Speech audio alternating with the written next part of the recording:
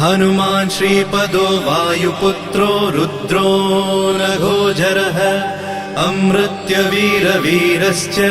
ग्रामवासो जनाश्रयः धनदो निर्गुणः शूरो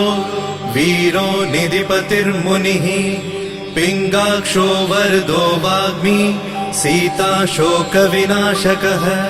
शिवः शर्वः परो व्यक्तो व्यक्ताव्यक्तो धराधरः पिङ्गकेशः पिङ्गरोमा श्रुतिगम्यः सनातनः अनादिर्भगवान् देवो विश्वहेतुर्जनाश्रयः आरोग्यकर्ता विश्वेशो विश्वनाथो हरीश्वरः